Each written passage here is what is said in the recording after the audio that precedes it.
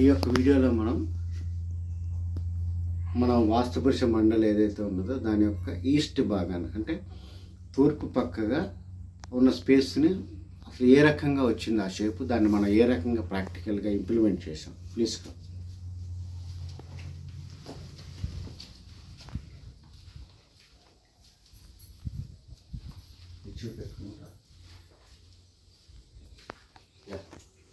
మిత్రులారా, మనం ఇప్పుడు మా ఇంటికి సంబంధించి తూర్పున 4వ పాదంలో బయట వరండాకి సంబంధించినటువంటి గేట్ ఇచ్చుకున్నాం అనమాట. అంటే ఇక్కడ తూర్పు పక్కన మంచిదని చెప్పి ఎక్కడ పెడితే అక్కడ ఓపెనింగ్స్ చేయకూడదు అనమాట.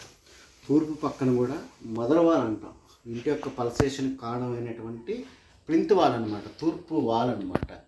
ఈ యొక్క వాల్కి కూడా ఏ పాదంలోంచి నడకలు నడవాలని శాస్త్రబద్ధంగా చెప్పినప్పుడు ఈ యొక్క 4th పాదాలో నాకు అనుకూలత వచ్చింది.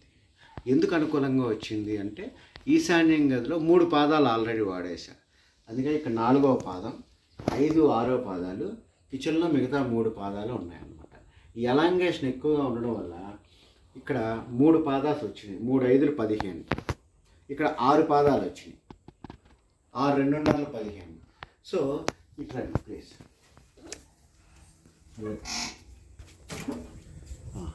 ఒకసారి ఇది అలా చూపెట్టు, అలా ఇటు పక్క చూపెట్టుకుంటూ ఇటు తిరిగి ఇలా చూపెట్టు.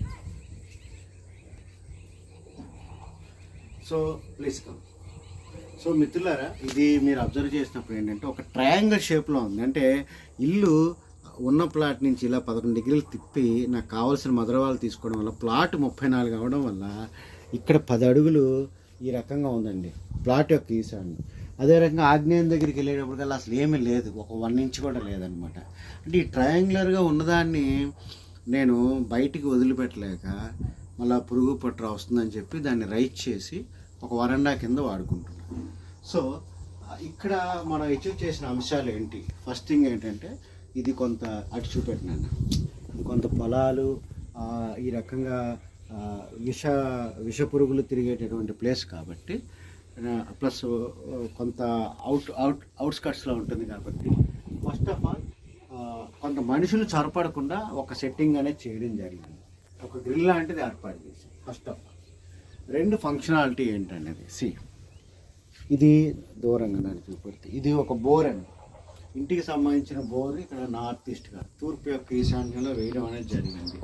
అదే రకంగా మనము ఒక వాషింగ్ మెషిన్, అంటే ఇంట్లో ఉన్న గృహిణికి ఆవిడకి చక్కగా వాషింగ్ చేసుకోవడానికి, అదే రకంగా వాషింగ్ చేసుకున్న తర్వాత ఈ రకంగా బట్టలు అనేవి ఆరేసుకోవడానికి 5వ నెంబర్. అదే రకంగా పిల్లలు ఏమైనా బ్రష్ చేసుకోవాలనుకునేటప్పుడు ఇక్కడ ఒక బ్రష్ చేసుకునేటటువంటి ఒక యూనిట్.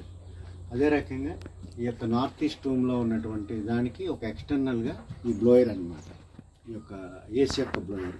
ఆ హీట్ ఏదైనా వస్తే ఇక్కడ ఈ యొక్క ప్రకృతిలో కలిసిపోతుంది అనమాట. అదే రకంగా ఇక్కడ ఒక ఇంకుడు గుంత అనేది ఏర్పాటు చేశారు. ఇక్కడ వచ్చినట్టు వాటర్ ఏదైనా సరే వెళ్ళిపోయేటట్టు ఒక ఇంకుడు గుంత అనేది ఇక్కడ ఏర్పాటు చేసాం అనమాట.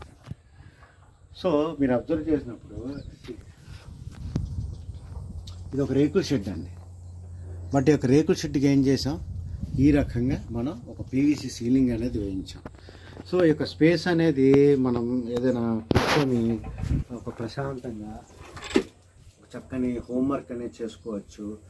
ఎవరైనా స్నేహితులు వాళ్ళు వచ్చినప్పుడు ఒక గ్యాదరింగ్, ఒక 4-5 వ్యక్తులు కూర్చున్నప్పుడు ఒక గ్యాదరింగ్ లాగా మనం చేయడానికి ఈ యొక్క స్పేస్ అండి. అంటే ఈ యొక్క ట్రయాంగిల్స్ లాగా వచ్చినప్పుడు ఆ ప్లేసెస్ దేనికి ఉపయోగపడవు, వాటిని మనం విసర్జించాలి. ఈ తరుగులు పెరుగులు అనేది అంటుంటారండి. ఇక్కడ మెయిన్ భూమికి పాటించేది ఇంటి యొక్క తూర్పు వాళ్ళు ఇల్లు, ఇది ఇంటి బయట వాతావరణం.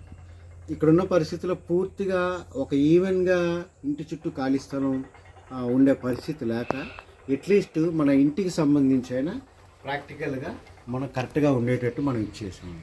సో నా యొక్క 200 గజాలకు సంబంధించి ఒక ఈస్ట్ వరండా అంటే ఒక ఫంక్షనల్గా ఏ రకంగా చేశాము అనేటటువంటి విషయాన్ని నేను ఇక్కడ ఎక్స్ప్లెయిన్ చేశాను. Thank you very much.